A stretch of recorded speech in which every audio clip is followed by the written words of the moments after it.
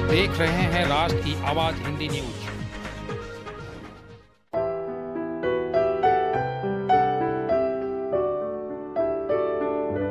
जमुई जिला झाझा से बलजीत पासवान की रिपोर्ट।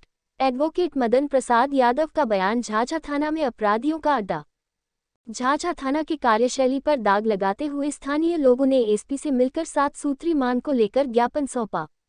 झाझा पुलिस का अपराधी से तालमेल के खिलाफ झाझा के ही समाजसेवी गौरव सिंह राठौर, विनोद यादव उर्फ फूटल कपार, एडवोकेट मदन प्रसाद यादव संघ कार्यकर्ताओं ने जिले में धरना प्रदर्शन किया। इन लोगों ने जमुई जिले के एसपी डॉक्टर सुमन से मिलकर लिखित आवेदन देकर 7 सूत्रों की मांग की। इन लोगों ने कहा कि विरोध करने पर झाझा थाना के अधिकारी हम लोग को कभी भी कुछ भी करवा सकता है। झाझा के थाना अध्यक्ष के कारण हम लोग सुरक्षित नहीं है, क्योंकि झाझा के थाना अध्यक्ष अपराधी से रिश्ता रखते हैं। इसको लेकर हम लोगों को भी कभी भी कुछ करवा दे सकते हैं। अब ऐसे में देखना होगा कि जिला प्रशासन क्या कदम उठाती है। दूसरी ओर कौन कितना सही और कौन कितना गलत है। हाँ गौरव जी, क्या मामला है और क्या ये कब तक चलता रहेगा इस तरह का झाझा में? देखिए, झाझा में अनियमितता पूरी तरह से हो रहा है और खासकर झाझा प्रशासन के द्वारा लापरवाही का आरोप लगते जा रहा है उनके ऊपर। जो भी पीड़ित जाते हैं थाना प्रभारी रूडली उनसे बात करते हैं और किसी से अच्छे से बात नहीं करते हैं और किसी का सुनवाई वहाँ पे हो नहीं पाता है। लगातार आप देख रहे हैं, हाल में मैं उनके खिलाफ में एक मृतक मंटू पासवान है जो मानव सेवा सदन के इलाज के द्वारा उनकी मृत्यु हो जाती है, तो उनके आंदोलन को लेकर के हम लोग आगे बढ़े थे। उनके परिवार जब गए थे थाना में आवेदन देने के लिए, तो पीड़ित परिजन अभी मेरे साथ में है, वो अपना बयान देंगे। उनको डांट फटकार के भगा दिया गया और आवेदन भी नहीं लिया गया। उसके बाद जब हम लोग आंदोलन किए तब जा करके आवेदन लिया गया, उसकी जांच भेजी गई। इसी मसले को लेकर के हम लोग फिर सीएस से मिलने आए थे और जांच का मांग किए थे। इसी में एक ग्रुप में उन्होंने सार्वजनिक रूप से कुछ लगा कि हमको कुछ लोग बोले कि आपको धमकी दिया जा रहा है झाझा थाना प्रभारी के द्वारा, तो हमें भयभीत हो रहा, क्योंकि इसके पहले भी जो भी पत्रकार उनके खिलाफ कुछ लिखे हैं उनको मानहानि का मुकदमा दे दिए। उसके जाप जिला अध्यक्ष से विनोद यादव फूटल कपार, उनके खिलाफ कुछ आंदोलन किए तो उनको भी जेल भेज दिए। मदन जी हैं वकील साहब, वो उनके खिलाफ में आंदोलन किए थे कि नवीन प्रकाश के मामले में, तो उनके ऊपर भी जो है कुछ से कुछ घर में जो है आम सेट का ये सब सर्च करवा दिए।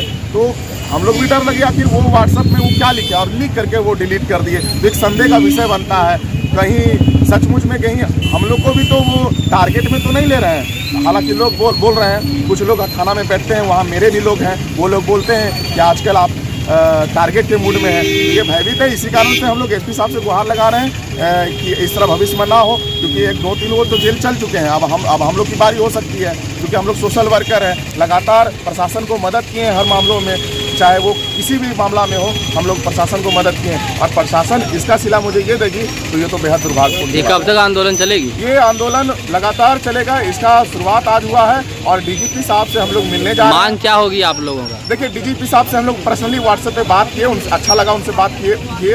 उन्होंने बुलाया है कि आप लोग जब पटना आइए और अपनी सभी बातों को रखिए, तो हम लोग जाकर के डीजीपी साहब से मुलाकात। ये यहाँ पे जो धरना प्रदर्शन कर रहे हैं, किस चीज़ों के लेकर के मांग किए हैं और क्या है समस्या? वर्तमान थाना प्रभारी झाझा का जो राजेश सरन जी हैं, आपको बता दें उनका कार्यकाल में थाना से अपराधी बढ़ रहा है और अपराधी जन्म दे रहा है। ऐसा हम इसलिए बोल रहे हैं, आपको बता दें जो निर्दोष लोग जाते हैं, जो पीड़ित लोग जाते हैं, वहाँ पे उनको न्याय नहीं मिलता है। जब न्याय नहीं मिलेगा तो बताइए क्या हाल होगा, संवैधानिक से असंवैधानिक रूप लेगा ही। तो इस प्रकार से जो है वहाँ पे जो पीड़ित परिवार लोग को न्याय नहीं मिल रहा है। जब भी आवेदन लेके कोई जाता है तो उसको डांट के भगा देता है, तो कभी ऐसा होता है कि रिश्वत लेके एक तरफा कार्रवाई करता है। और कई मामला है, लगभग दर्जनों मामला है, और जिसमें जो है थाना प्रभारी एक तरफा कार्रवाई किया है। और उसी के कारण जो है हम लोग आज धरना प्रदर्शन किए हुए हैं। और शीघ्र अगर थाना प्रभारी को बर्खास्त नहीं किया जाता है तो हम लोग चरणबद्ध तरीका से आंदोलन करेंगे। कहाँ तक जाएंगे आप लोग? हम लोग चरणबद्ध तरीका से आंदोलन करेंगे, लगातार जरूरत पड़ेगा तो भूख हड़ताल पर भी बैठेंगे हम लोग। झाझा में अब आंदोलन बहुत आवश्यक हो गया है। लगातार अच्छे लोगों का अपमानित होना और अच्छे लोगों का हत्या होना झाझा के एक आम बात हो गया है। थाना प्रभारी के साजिश के द्वारा अच्छे लोगों को अपमानित किया जा रहा है और अच्छे लोगों को हत्या किया जा रहा है।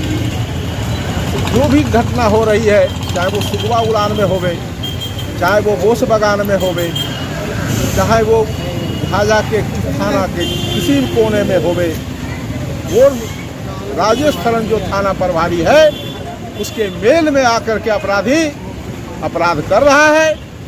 मैं दावे के साथ जमुई जिला के धरती पर बोल रहा हूं और मैं प्रमाणित देना चाहता हूं, प्रमाणित दूंगा कि थाना प्रभारी ने किस तरह से अपराधियों से मिलकर के झाझा के जनता को तबाह कर रहे हैं और हत्या कर रहे हैं। रोहित यादव एक अच्छा शिक्षक था और अच्छा ईमानदार आदमी था, लेकिन 2-4 अपराधी राजेश थरन दरोगा से मिलकर के उसकी हत्या कर दिया गया है धोखे से। इस लेकर के आज हम लोग अपना धरना पर आए हैं। हमको बाबा साहेब अम्बेडकर का जो भारतीय संविधान है उस कॉन्स्टिट्यूशन पर मुझे भरोसा है, हम उसके बल पर लड़ाई लड़ेंगे। आज हम लोग भयभीत हैं झाझा में कि हमारी हत्या कभी भी हो जा सकती है, काहे कि थाना प्रभारी का अपराधियों से गहरा साठगांठ है। अगर बड़ी पुलिस पदाधिकारी को मैंने कई बार आग्रह कर चुका हूं और जांच करे थाना में कि अपराधी अगर वो सजाप्ता अपराधी नहीं रहता हो थाना में तो हम जुर्माना देने के लिए तैयार हैं। जिसको आर्म्स एक्ट में सजा हो गया, जिसको हत्या के केस में सजा हो गया, वो थाना प्रभारी के बेडरूम में रहता है। अब कहाँ जाइएगा? वही अपराधी पूरे झाझा के अपराधियों को मेल करके और थाना प्रभारी से साठगांठ कर करके अच्छे लोगों का अपमानित हो रहा है या अथवा जेल जा रहा है, षड्यंत्र की तरफ फंसाया जा रहा है।